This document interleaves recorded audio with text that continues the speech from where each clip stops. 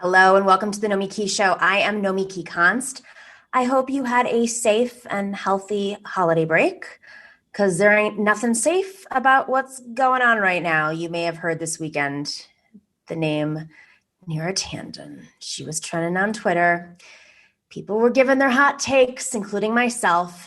Neera Tanden reveals the dark soul of this Biden administration to be. Biden says he will nominate Neera Tanden to the head of the Office of Management and Budget, the OMB. There are very few jobs in Washington more powerful than the head of OMB. So this matters a lot.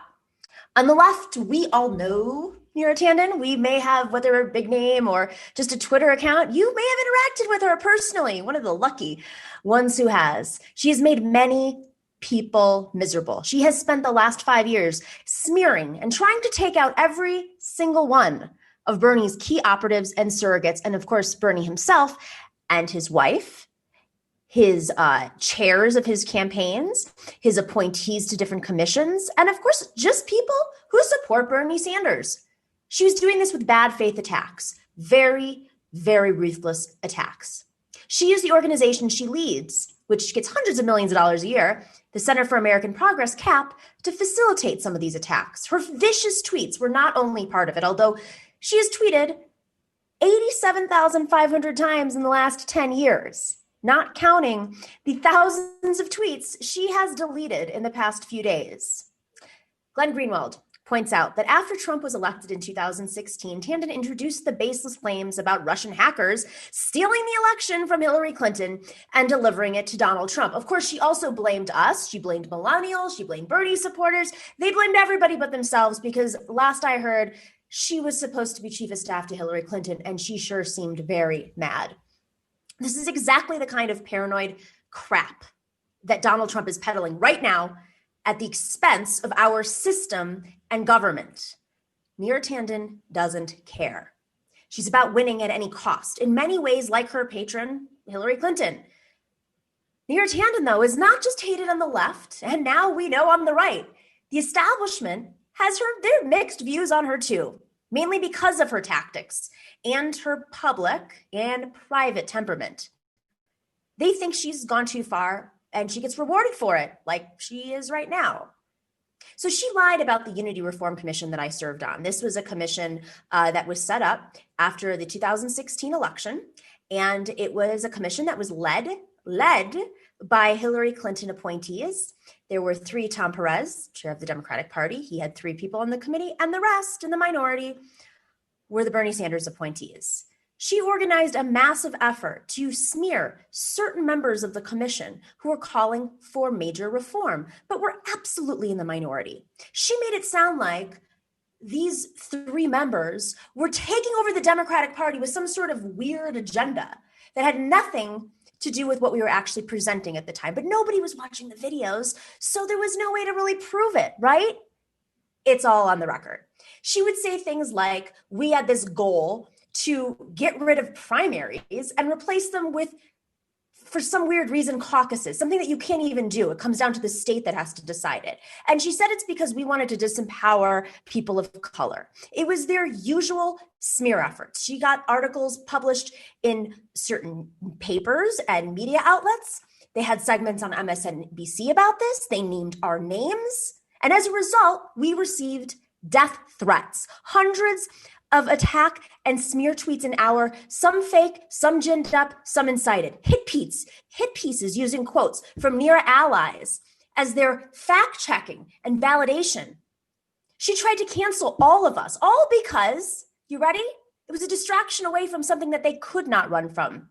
We wanted budget oversight and to ban conflicts of interest at the DNC. This is a very strange appointment from a president-elect who says he is trying to unite us.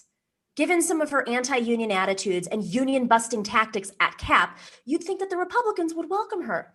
But no, they have already declared her appointment dead before arrival because of what Senator Cornyn's spokesman called, quote, an endless stream of disparaging comments about the Republican senators whose vote she'll need, end quote. It is a rare day in hell when I find myself sharing a view with John Cornyn, so here we are. So why is Joe Biden sending up this non-starter of an appointment. That is the real question. What is this really about? She's not getting approved. Well, to me, it is very clear. This is an attempt to box in Bernie. If he supports Biden's appointee, Neera Tanden, he drives a wedge between himself and his loyal supporters who cannot abide. There's no way that anyone would support that move with Neera Tanden because she made it her goal to knock out every one of us if she could. If he balks at her appointment, he distances himself from Biden, Schumer, and the Democratic structure. Remember one thing. If the Republicans hang on to the Senate after Georgia votes next month, this Neera Tanden idea will sink beneath the muck of Washington pretty quickly. But if the Democrats pull a double-digit win, guess who's in line to chair the Budget Committee? Senator Bernie Sanders of Vermont.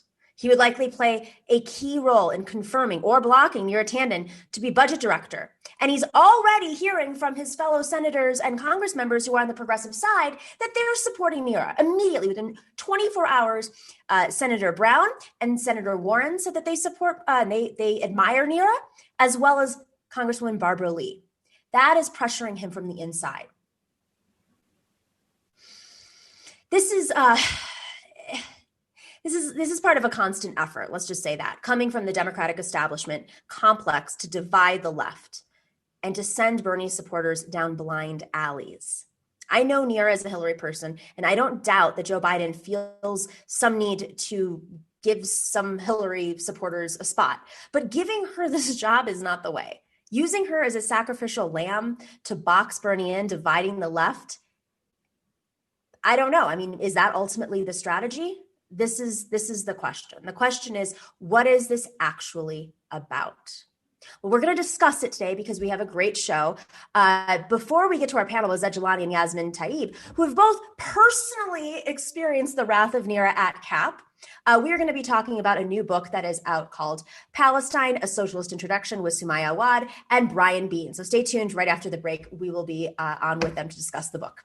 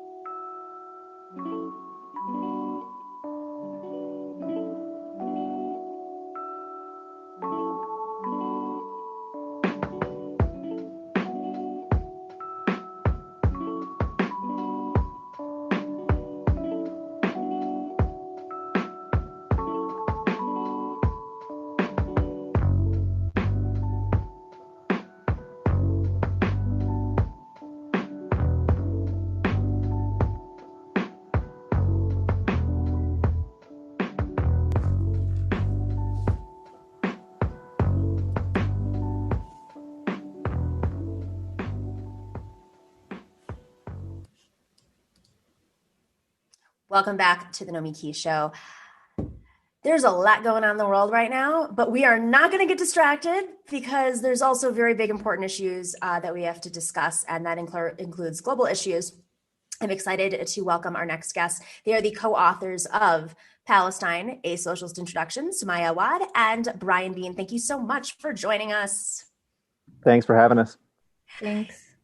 So this, this is obviously a topic that many in the left feel very strongly about, and I think it does tie into our conversation of the day around Neera Tanden, very much so, which we'll get to later. But doesn't it just go without saying that, say, most socialists do carry the same stance on Palestine, or is this something much bigger? Like, what was the inspiration behind your book?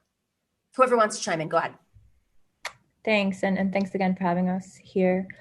I think it's true that many socialists in the U.S. at least do support Palestinian liberation. I think the definition of what Palestinian liberation means is very different for different people, and I think that's very much a thing in this new socialist left that's emerging in the U.S.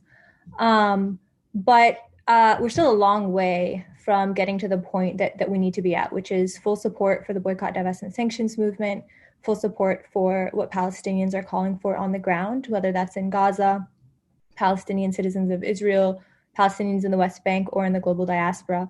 And that's where this book comes in. So it's a book that's trying to put forward arguments to help people understand the link between the struggle for freedom here in the US to this larger international fight for liberation. And I think there's a lot of ways that people can draw from the Palestinian freedom struggle, sort of a roadmap to grasping exactly how the various movements that exist here in the US, right from immigration, gender justice, the fight against climate change, how they intersect and interlock to imperialism, and US imperialism in particular in the Middle East. And I think Palestine is one important focal point of that. And so, yeah, that's sort of what the book aims to do. I think, to put it very bluntly, it's trying to get Palestinians to be a part of this emerging socialist left in the U.S., and then bringing socialism to Palestinian liberation. When you say bringing Palestinians part of this socialist movement, you mean the diaspora in the U.S., the Palestinians who are located in the United States, or do you mean abroad as well, or anywhere, frankly? Brian, do you want to take that? Why don't you take this one? Cool. I mean, definitely in the U.S., our main audience is a U.S. audience, right? We're trying to educate people and raise awareness here about how these struggles connect. And so I think there's a lot to say for the Palestinian diaspora and the movement that's growing here in the U.S. that's existed for long, but that's now really radicalizing around other struggles, from the struggle against racism to anti-imperialist feminism, et cetera. So I think it's bringing that particular audience and drawing on the very long and rich history of socialism in the Middle East and in Palestine, and various left and communist parties in Palestine in particular. So bringing up that tradition, connecting it to what we're seeing today. Go ahead, Ryan. If I could add something to that, I think that in addition to that, there is the notion that socialists are all about fighting imperialism. Like, that's something that you often hear. Like, it's like, that's what socialists do. They build movements against imperialism and whatnot. So I think when we're talking about sort of connecting struggles, I think that one of the things we want to bring into the discussion about building a socialist movement against imperialism is that Palestine is central in that. I mean, Palestine is central because the Israeli state is a central feature in US imperialism and world domination. And so if we're going to build a movement to combat US imperialism, fighting for the liberation of Palestine has to figure in that centrally. And so I think that's part of the argument that we're making as well, too. If you're socialist and you want to combat imperialism, you got to take on Palestine, you got to take on Israel. Similarly, if you're fighting for the liberation of Palestine, you're going to come up against the question of US imperialism.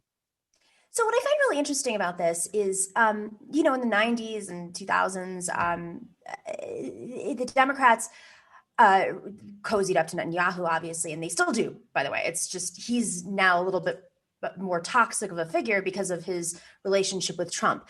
Because of his relationship with Trump and just how, especially in the last week, the turn of events that have happened, in response to Iran, et cetera, why Do you think that this movement is becoming a little bit more mainstream? Like, do you find that there are more, for lack of a better word, like normie Dems who have a little bit more sensitivity and understanding of the complexities in the Mideast? I mean, are they warming up to this, for lack of a better term, like the socialist argument for the liberation of Palestine? Do you find that like there's a crossover appeal because Netanyahu's just so outrageous?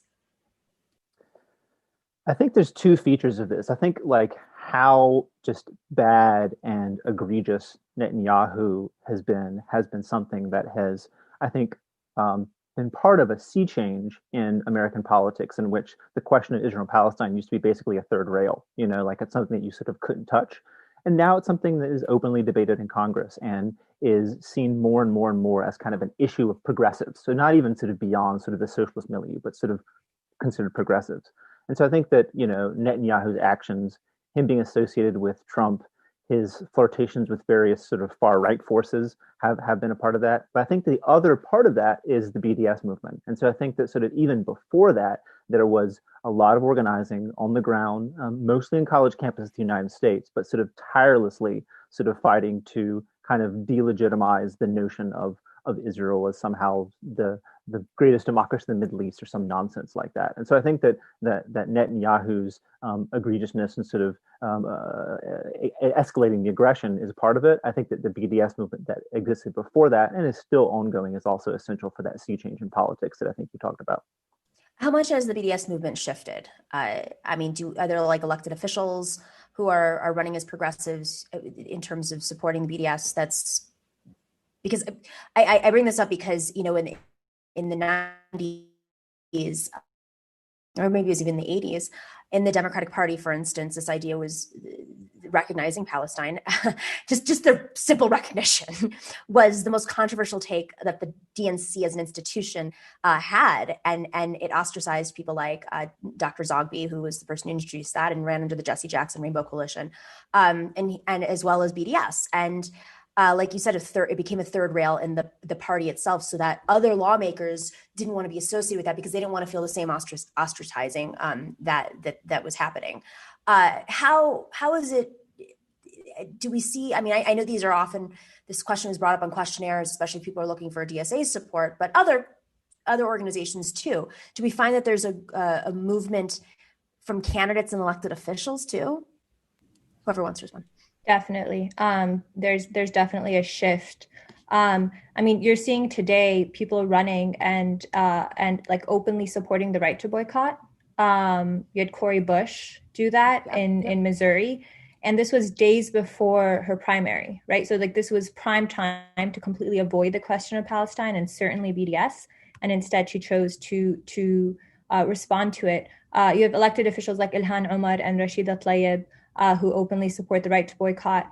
And then on local levels, someone like Zohran Mamdani, who just ran in Queens and won for assemblyman. And he openly supports the boycott, divestment, and sanctions movement, not just the right to boycott, but the movement itself as a tactic for liberation. And I think that's enormous and that's tremendous. And I think one of the ways we can show that there's this shift and that there's real progress on this front is all the laws that are coming out to boycott and to attempt to criminalize and punish those who advocate for Palestinian liberation, and specifically those who use the BDS tactics.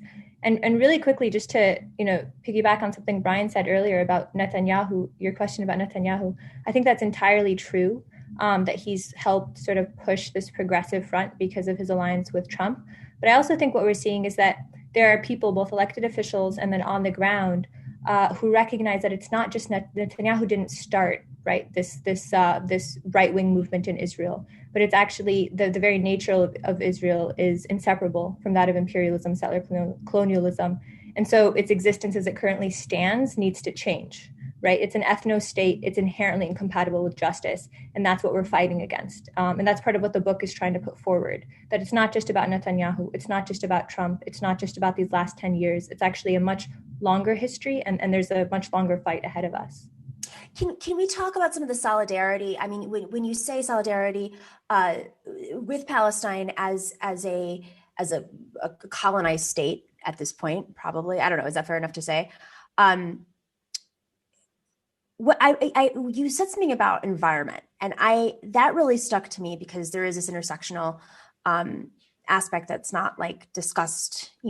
First off, it's just never discussed in the mainstream, but never from like an intersectional approach. And I remember I was talking to Linda Sarsour at one point about water, and I was really blown away by the lack of clean water and kind of the games that are being played by Israel in controlling the water supply with the people of Palestine. Can we just like touch on that and some of the environmental aspects? Because that was really eye-opening to me.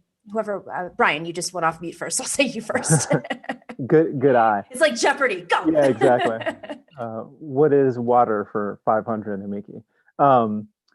Yeah, I think that this issue, aside from just being an environmental question, so the access to water and how that has been diminished, particularly in the West Bank and of course in Gaza, and the way in which the pattern of settlements is pushed into places that makes it even harder to access the water. And that's an environmental question. I think the other thing, you started talking about solidarity, and so there's a solidarity question about environmental justice. I think there's also many parallels around the question of racism. So there's also Flint, Michigan, where they still don't have water, and it's next to a lake and it's poisoned. And so these patterns of connections and solidarity with environmental justice, but also questions of racism, I think are different threads that we need to sort of pull on to indicate how our struggles are indeed connected, and by fighting together is how we can transform them. Sumaya, do you have any thoughts to piggyback? Yeah, I mean, I think, you really can't talk about climate change without talking about imperialism. They just come hand in hand. And I think there are so many examples from around the globe that attest to that. In Palestine in particular, there are so many ways that Israel's apartheid regime really, there's so many ways that Israel's apartheid regime just passes all these laws and policies that completely destroy the Palestinian land, among many other things. And I think with water in particular, the figures are just really, really staggering. So in the West Bank, in the occupied West Bank, Palestinians live on an average of about 70 liters of water per capita per day. Meanwhile, Israeli settlers in these Jewish-only settlements that Palestinians are completely prohibited from entering consume up to 300 liters of water per capita per day. So, I mean, the difference is just, how can you look at that and think this is not apartheid? How can you look at that and think this is not settler colonialism? The numbers don't lie. They're right there. And this is just one example. I think the same applies with how Israel, goes into Palestinian farms and just raises hundreds of olive trees down. And then points the finger at Palestinians and say, oh, it's your fault. You're not taking care of them, or it's weak infrastructure. And I think the list goes on and on. Let's touch on some of the other things that you bring up in the final minutes about your book. So if we were to pick 3 issues, just because the book, you can read the book, pick up the book, put it up on screen, everybody can take a look at it. 3 issues that would probably surprise people the most in terms of key aspects of international solidarity, whether it's climate or gender justice, or I mean, what would you say the top line issues? Like if we're going to go to our holiday dinners with our families and we want to educate them, these are the 3 intro points for them. Great question. I mean, I think the most egregious one is just on the funding. The U.S. state gives 138 billion ish in 2019, money to the Israeli state, which is a settler, colonial, racist, ethno state, and that amount of money is a lot of money that could be spent on a lot of things that people sitting around the dinner table at the holidays will want. There's the popularity of Medicare for all. Here in Chicago, we're talking about mental health care. Like there's all these things that we need. The economy, of course, is still in a recession. And rather than spending it on these things, it's spent on a settler colonial state. I think that. And where does the money go to? I mean, is it allocated specifically? I mean, a lot of it still goes to military spending, still does. And so I think that would be sort of the first bit that I would sort of talk about. I mean, the budget of the state of Illinois is like 46 billion. So I think just making the comparison about how much is spent based on what we spend here is just the most egregious thing. I think one quick follow up to that. Yeah. Comparatively to the Obama administration, did that budget get much larger? What's your sense? Obama passed that. Yeah. Sorry, he go was ahead. beyond 138 billion per year. So the number is $38 billion. I'm sorry, over a 10-year period. That's what Obama passed right before he left office. So it's $3.8 billion per year, which is a lot of money, and could fund so many things that we need right now, especially as we suffer through this second wave of COVID. You have 40. I think I read this morning in the New York Times, it was like one person is dying of COVID every 40 seconds in the United States right now. And if you think about $3.8 billion, that's all specifically military funding for Israel. And they actually have to use a certain percentage of that to buy weapons from the US. So this is also fueling the US weapons industry at the same time. And we know what that means. It means our police are getting militarized here. That directly comes back here to hurt us. Yeah. Exactly. And so I definitely agree with Brian about that being the first one. And I'll give the second, and then Brian, you could do the third. I think the second one would be like settler colonialism and like the indigenous people's fights here in the U.S. I think that certainly was brought to the mainstream during the Standing Rock protests in 2016. So I think that's another big theme, talking about how indigenous struggles are ongoing. This is not something in the past. It's not like a historic thing we can just study in a textbook, but it's actually ongoing right now. And we have a role to play in stopping it. And you can't separate these indigenous struggles from climate change, right? Because they're all about land and the environment. And this past year, we saw what happened in California with the fires and in Washington and Oregon. So I think connecting it to indigenous struggles and really understanding how from Turtle Island here in the US to Palestine, that these are ongoing struggles that we need to be a part of. I'd say that would be number two. Brian, what would number three be? I mean, I think that here in the United States, the struggle against anti-Black racism is very important and is kind of the thing that shakes everything up because of how that is sort of woven into the very fabric of US capitalism. And we saw that really shake the country with the rebellion over the summer that's still sort of ongoing.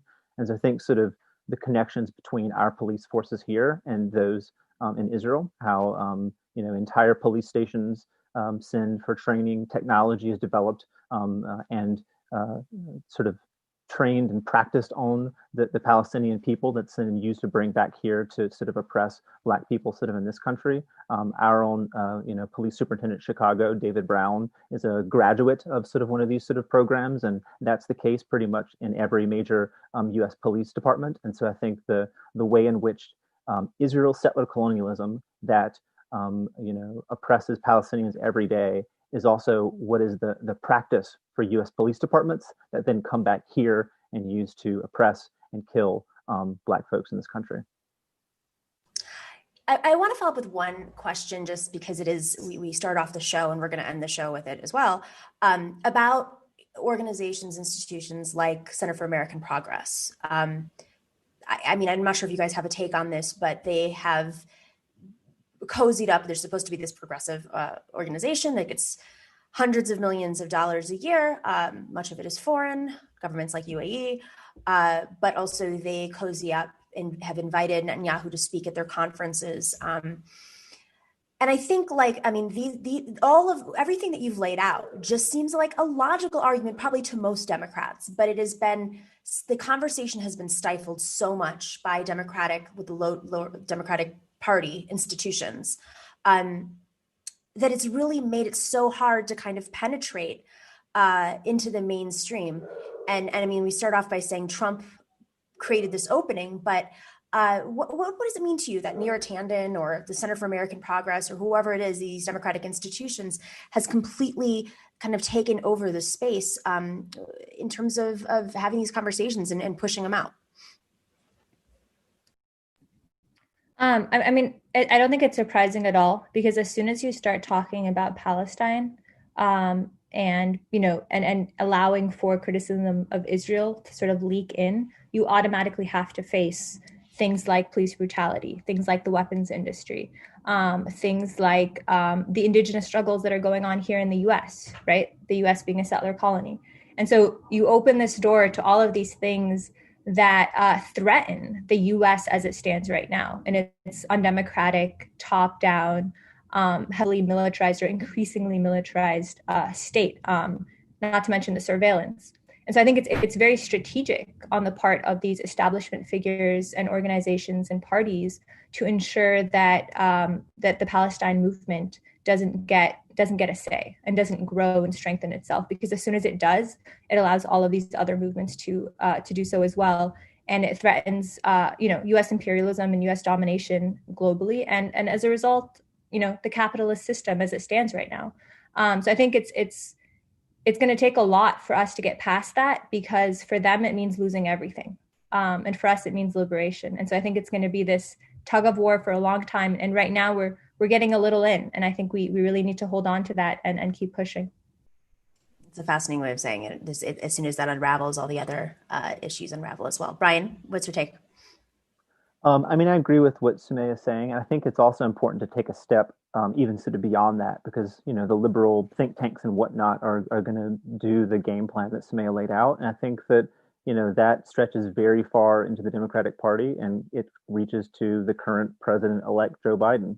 He is someone who has said, I'm a Zionist. In 1986, he said, if there wasn't an Israel, I would have to make one. That is the most important, thing in the Middle East for the U.S. And so he has been fairly consistent. Under Obama, they continued to give weapons to Israel as they were sort of slaughtering Palestinians. In 2014, 11 children were dying a day in the bombardment of Gaza, and they kept giving them munitions. Obama gave some like soft criticism, even though the money kept flowing. He was the good cop. Biden was the bad cop. He was the person who had the relationships. And so I think that the liberal think tanks are going to do their thing, but I think that the U.S. state, I think Trump has taken it somewhere. I don't expect Biden to really push very far to undo those things. He wants the normalization with the Arab states. Maybe he'll do some small symbolic things like restoring the PA offices in DC or sort of whatnot. So I think that there's a long road ahead. I think that the ideas have been changed by the stuff that we started the conversation with, but I think that going up against that will be going against not just propaganda engines like the Center for Progress, but also the chief executive of the U.S. state. Amazing. It's an amazing time to have these conversations as we enter this new administration. And I mean, especially since this has been such a centerpiece of the Democratic Party's infrastructure. So I urge everybody to go check out your new book. It comes out. Is it out officially yet, or is it December? Like in a week, today. It's out. It came out today. It's out today. I don't even know what day it is. Like December. It is December. Palestine, a Socialist Introduction. It is edited by Sumaya Awad and Brian Bean. Thank you guys so much for joining today and for writing this book. Go pick up the book, Haymarket Books, directly at the publisher. Red Emma's, any place that's not Amazon or some corporate structure would be the right place to go get it and read it. Write notes and share as much as you can with your families during holiday events or whoever. It's a great time. Great time to do so. Thanks for having us. Thanks for having us. Thank you guys.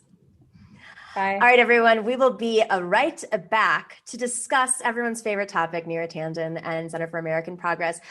We will have Zaid Jilani on, a former employee of Center for American Progress, and Yasmin Taib, also a former employee of Center for American Progress. We'll be right back after the break.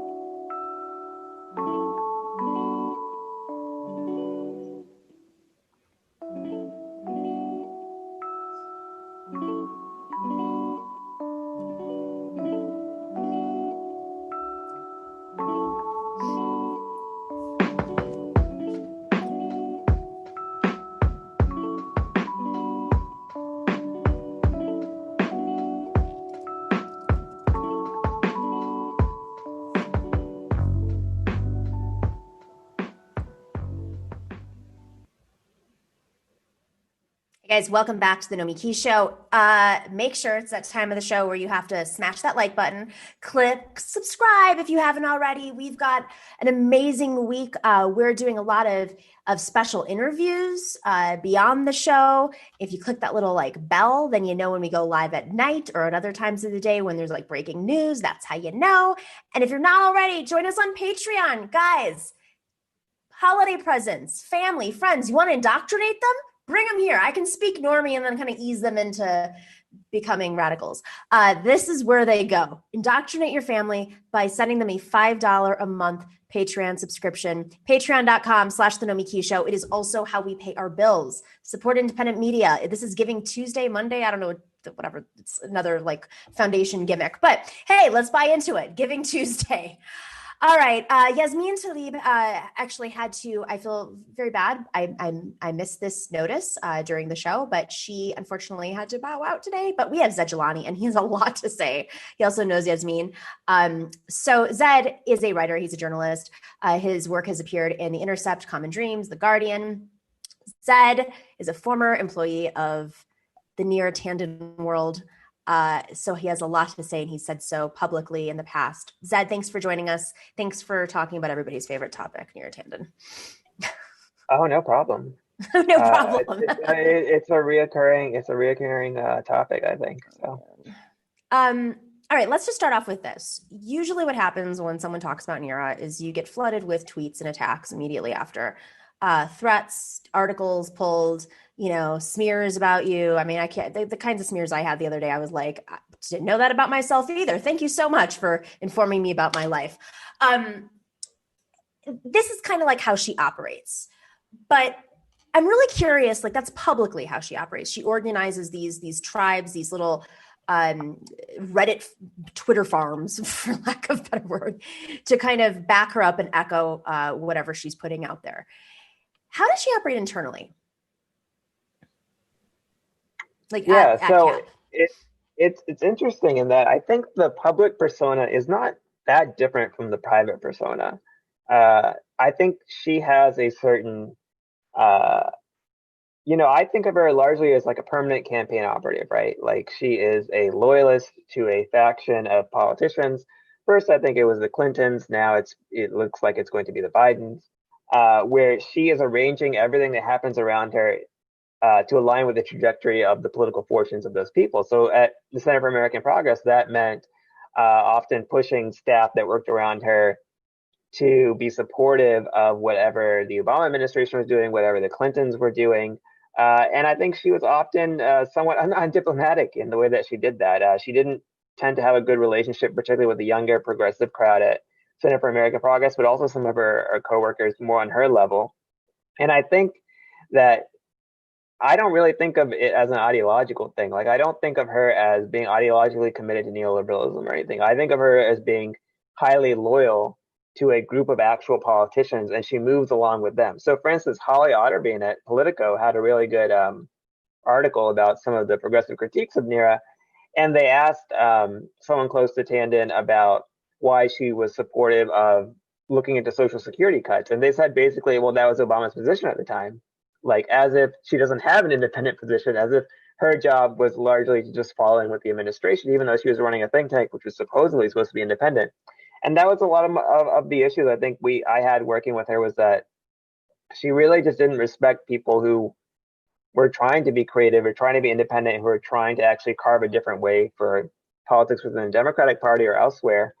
Because she sees herself largely as a political operative or a loyalist to one faction. And that often meant being very undiplomatic with people who did not quite agree with that, or people who maybe ran up against some of the people who were funding the think tank, whether it was, Walmart or Michael Bloomberg. I had some experiences like that with her, or foreign governments. Let's get to that for a second, because I'm, you wrote for The Intercept, did a lot of investigative reporting specifically around funding, as does Li Fang, for instance. Where did Center for American Progress come from? Like when it started, what were its goals, and And I mean, did it always take UAE money? Like, what were the Yeah. original goals? And then when and who did they start taking money from? Right. I that think they this influenced? is really interesting. So basically, John Podesta and a few other people, he was Bill Clinton's former chief of staff in the White House, founded Center for American Progress to be a think tank and a place where basically Democrats to organize ideas. They didn't really have any really good places just for party oriented type. It's not officially, by the way, it's not officially aligned with the Democratic Party, but it more or less is. It's kind of de facto aligned with the Democratic Party.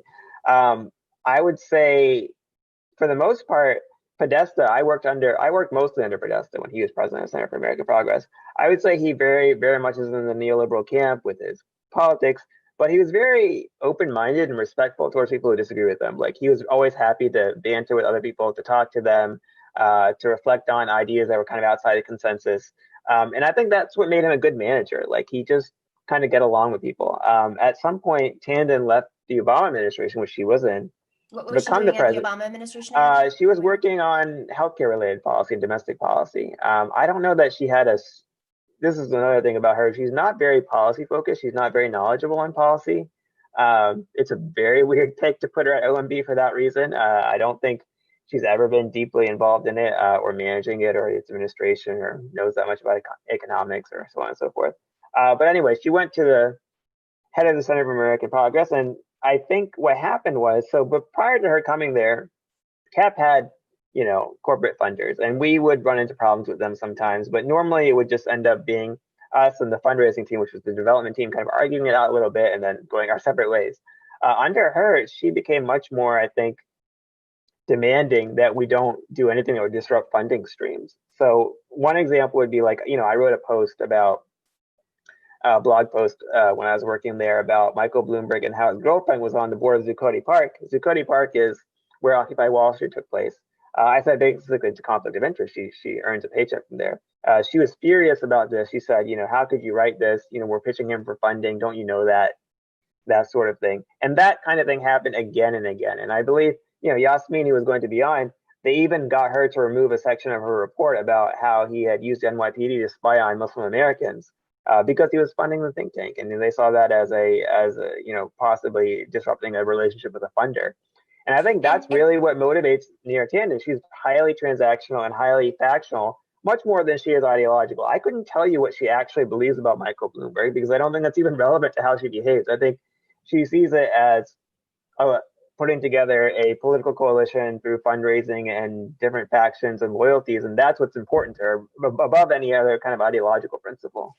So on the note, you mentioned the Zuccotti Park spying and specifically around, it was earlier, spying on Muslims. There was a big story. I think AP won a Pulitzer, if I recall, for this story. And I remember at that time, people like Senator Gillibrand and Cory Booker were all defending it. And I wonder how much of that is because it's not just that it's this quote unquote think tank that publishes papers and raises money. It's that there's also this it's like she sends out a bat signal online, obviously, but she also sends out bat signals to key lawmakers about what stances they should take. The institution, CAP, sends out bat signals on what stances Democrats should take, how far they can go. It's actually very important. I think a lot of people who have not been involved in DC politics don't understand this, but the think tanks, like Heritage does this largely for the right with a few other think tanks, and CAP does this largely for Democrats, is that members of Congress are very unlikely to take positions unless they feel like they have some backing from some institution, because they want to know the policies they are promoting have been vetted, they'll have someone who can explain them coherently and cogently. And so the reason why so many corporations, so many banks, why Walmart and the Waltons, why foreign governments like UAE funded CAP for so many years, and that escalated under Neera Tanden, was because they understand that then CAP will put out certain products, or at least they will have some input on what products they put out. I wouldn't say they 100% dictated it, but they had a lot of input. Like, they would alter policy products based on input from donors all the time. Because they have the input on these products, then if you're a member of Congress and you're saying, what should I do about arms sales to Saudi Arabia? Well, CAP is not telling me to cut them off, right? CAP is skeptical about that. Well, if CAP isn't, I don't know if I should. These established people, these party elders are telling me maybe it's not a great idea. Maybe I shouldn't do it. That's why it's worth it for all these people to pay so much money to CAP and that's why they didn't like the younger people who worked there, who, we were interested in basically progressive advocacy through blogging and newsletter and communications, and eventually they eliminated the entire blog from which is called from Think Center for Progress. which was Think Progress. It was a very popular blog. We were one of the most popular political blogs on the internet. Eventually, they just ended up eliminating it, which is funny because I heard that after Trump's election, CAP raised so much money that they didn't know what to do with the money. So they had the money. They could have funded Think Progress for years to come. Of course they had the money. I mean, remember the conference that they put on? So this is, let's talk a little bit about the conference. They did this conference at, was it the Four Seasons? Am I correct? Four Seasons in DC? I couldn't tell you, but it's a nice conference, yes. And like, to put that in perspective, the average room is like hundreds of dollars a night to start in DC. Hotels are always expensive because people are always going there to lobby during the days of the week. So, and there's conferences that are going on. It's always expensive to get a hotel in DC if you're there during the week. So they had this conference, and it was like, I can't remember what the entrance, but it was definitely over $1,000 to go to the conference. I'll come back and look at that number later and update you all. But it was ridiculous. I remember it was around the time of the People's Summit, which of course wasn't that much money. So they have the money. I mean, not only are they getting the money from foreign governments, which is just like an endless supply, and from Bloomberg, an endless supply, but like they're charging thousands of dollars to go to this elitist conference so they can, hobnob with Elizabeth Warren and Cory Booker. And, it's the epitome to me of what is wrong with Washington. But what really concerns me is that there's a fear that if you don't involve yourself, you're going to feel the wrath of the Tanden industrial complex. And look, that's ultimately why she's a power player, because she's in a position to give access to so many government officials to promote certain policy products that they're all going to read. I mean, when we put out a policy product, everyone up to David Axelrod in the White House was reading it every day. Like, I think at one point he accidentally replied to one of our newsletters, and I was like, oh, David Axelrod was reading this every day, very important person next to Barack Obama. Because when you have that kind of access, you're a de facto lobbyist. Even if you're not a registered lobbyist, you're a de facto lobbyist. So everyone who's paying you can sort of become your client, right? Like if AT&T or Walmart or Michael Bloomberg or the United Arab Emirates is paying you, they are kind of your client. And this is a model of politics that I think she grew up under in the 1990s, because her entry into Democratic Party politics was working under Bruce Reed, who was the godfather of domestic neoliberal policy under Bill Clinton. And I think that's just how she learned how it operates. I don't think she's necessarily a bad intentioned or a cruel person or anything that, people spar with her online and they get that intention. I just think that she has this older kind of variation of politics that's different than the version of politics of progressives who are coming of age now, who view money in politics as a corrupting influence. She views it as a normal thing. Like, it's completely normal for your think tank to I'm going to differ with you, Zed. Right? I know that you're trying to play devil's advocate here and you've had your own personal interactions with her, but I do think she's a cruel person. I mean, she specifically made up lies about people. I should say this. She does strike me as having some of the same personality characteristics as Trump, in that she is very impulsive at times, and I think she can be thin-skinned. And those do sometimes manifest in cruelty, even if I don't think she's intentionally setting out to be that way. One example is, and the New York Times reported this, you don't have to take my word for it. New York Times reported this.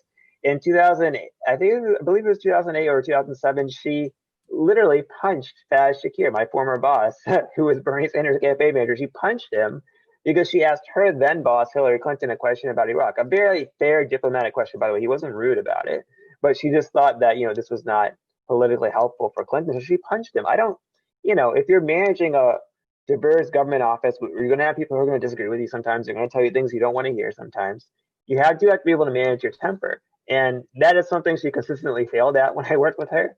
And I think she's consistently failed at that sense, and her Twitter personality is actually quite reflective of her personal behavior in that sense. And I do think, if you're a Republican senator out there, and it's probably Republican senators who will decide her fate, you're probably going to have to be talking to OMB all the time when you're negotiating things on budget and talking to the White House. And this might be reason enough for you not to want to vote for someone just because they're terrible to work with. I mean, that's actually an asset for people in government. They should actually be able to work with people who they disagree with. And I saw no indication that she can really do that. Can we touch on some of the stuff that's happened over the last 10 years? You know, and the reason why we're highlighting this not is because it's like, oh, great, we get to like, you know, shit on Neera today. It's that we have to understand like the potentiality of her, you know, becoming the director, although I don't really think there's a path there, but what could play out. So we have a C-SPAN clip of her I think we should play real quick. And then I want to come back and talk about Matt Brunig if you want to, and maybe some of the others who've had interactions with her. Let's play that C-SPAN clip. Candidates with these governors.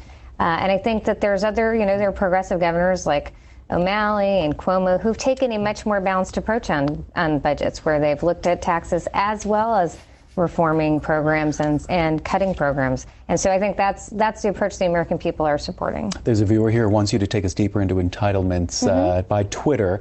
Ms. Tanden, do you know what the president means when he says entitlements are on the table? Any specifics and anything you would endorse? Yeah, I mean, so there are a range of entitlements that, you know, I think when we're talking about entitlements, we're talking about Medicare, Social Security, Medicaid. These are programs that people receive support because of the status that they have. So when after 65, you get funding from Social Security and Medicare. Actually, it's getting older for Social Security. But and you know, the president has $300 billion in his budget in cuts in Medicare.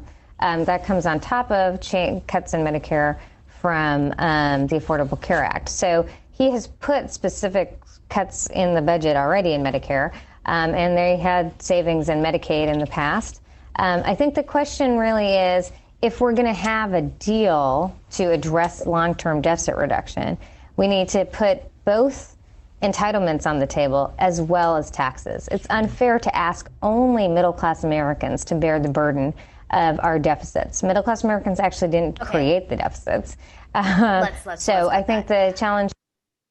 Because I think what's so fascinating about that is she didn't lead with the middle class argument and the tax cut, who she doesn't mention in that clip, who the deal, you know, the tax cuts were over. But they were willing to put these social safety net programs on the table to get tax cuts again. It was mind boggling. Like, it's not a trade off. That's not how this works. Yeah, go ahead.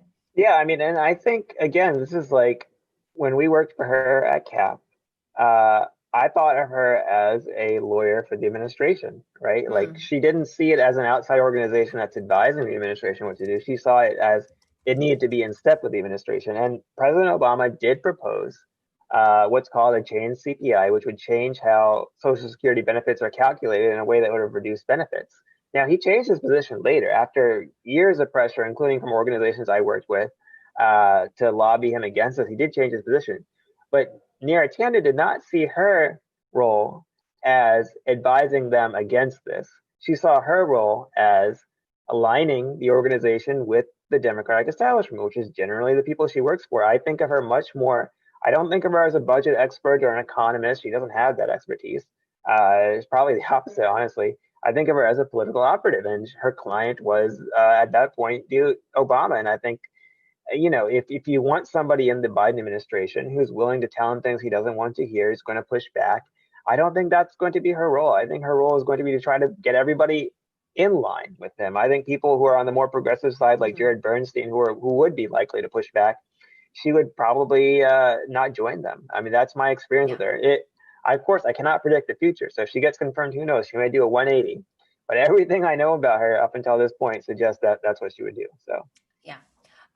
You know, I remember on the platform committee, her job it's actually very interesting. She was there to lead the charge. Not only she was on the smaller platform, the drafting committee. And if you ever want to watch some interesting takes, go look up the C-SPAN videos from that, where Cornel West and Dr. Zogby and Keith Ellison were on that platform committee. But the bigger platform committee, which I was a part of in 2016, you know, she would aggressively go around and go like this, vote against expanding Social Security, vote against it. And I remember there were some Clinton delegates, they just supported Clinton. They wanted the first woman president.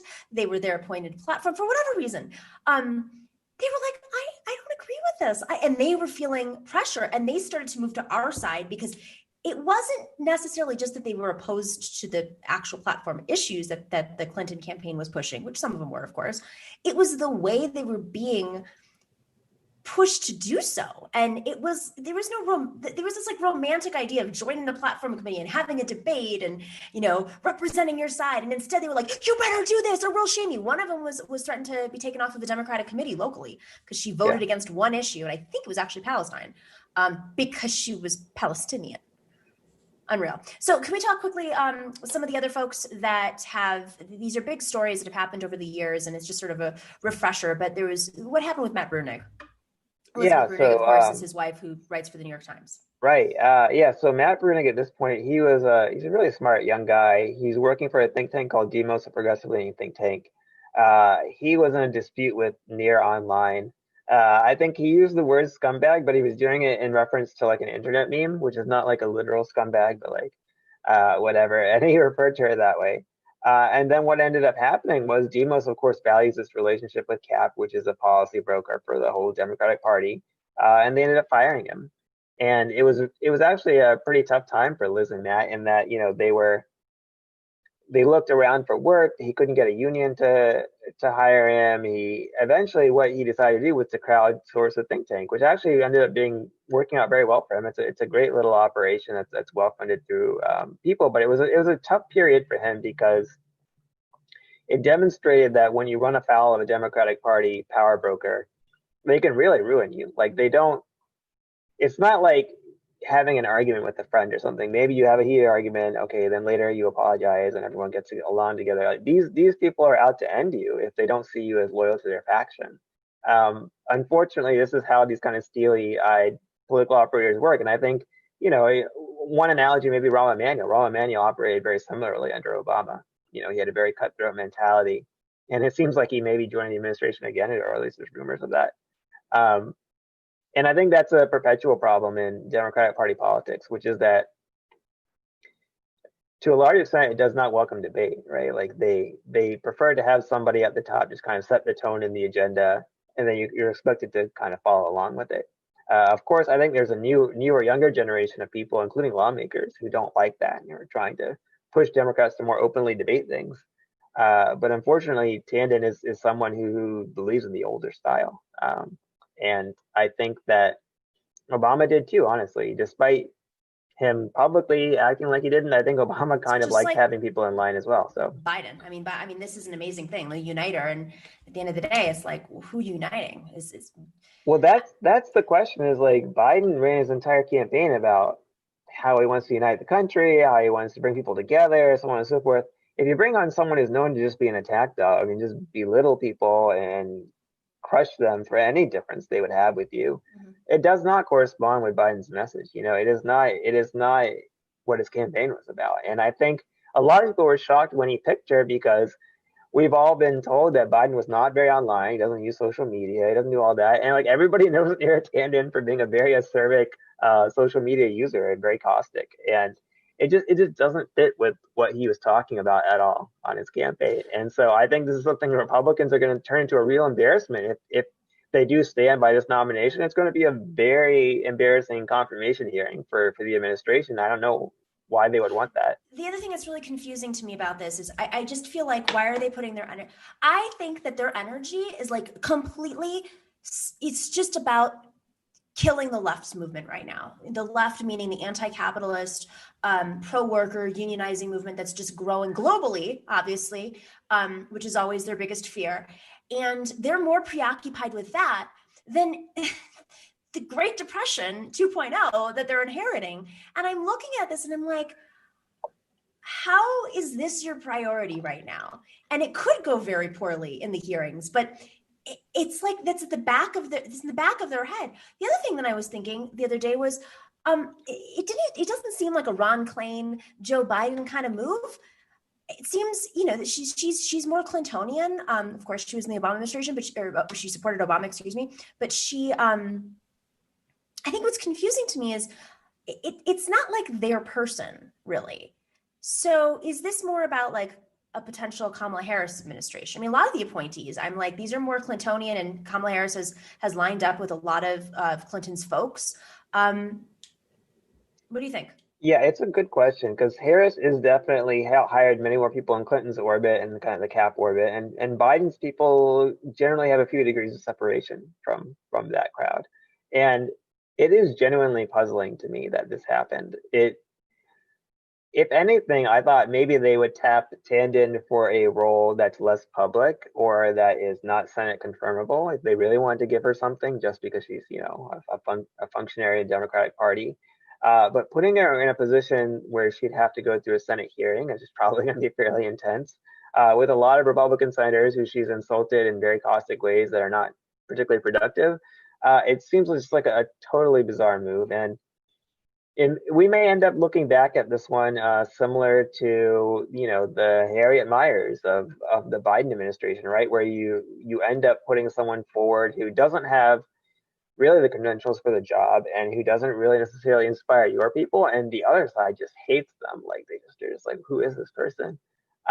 Because it's just a puzzling move all around. However, there is one theory I've heard. I have nothing to substantiate this for, just someone I know came up with this, but they were suggesting that every administration usually loses one or two nominees, in their initial go round. And if you have to lose someone, it might as well be Neera because she's not that important of an asset to the administration.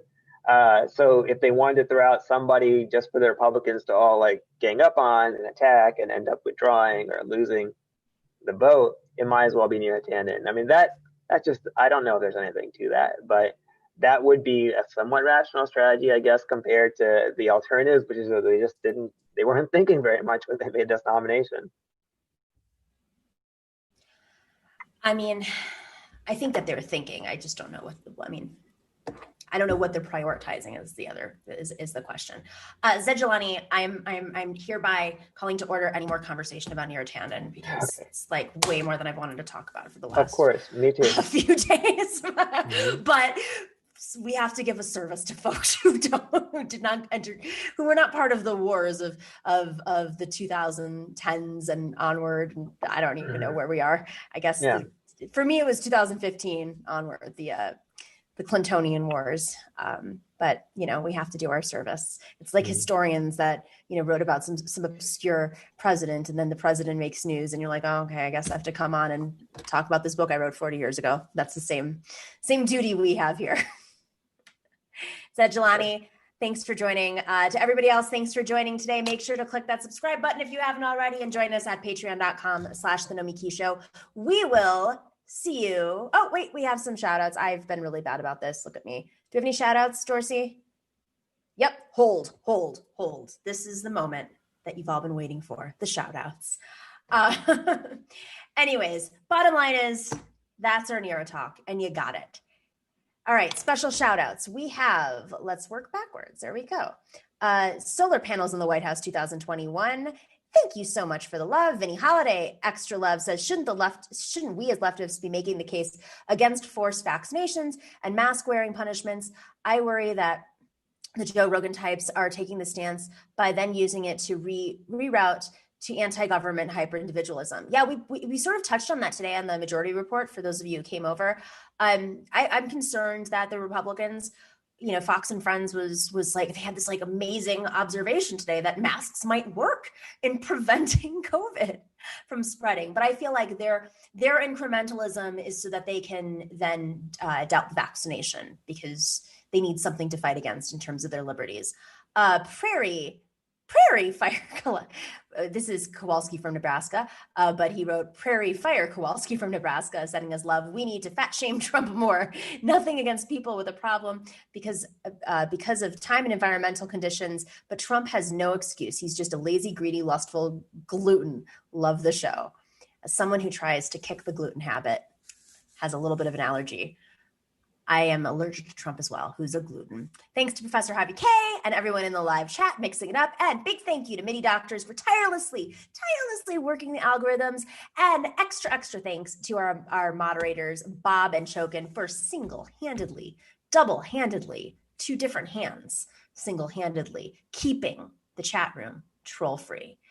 I'm waiting for the Neera trolls, so I hope you guys can check that in again because they're coming for us. All right, take care, everybody, and be safe and healthy. See you tomorrow.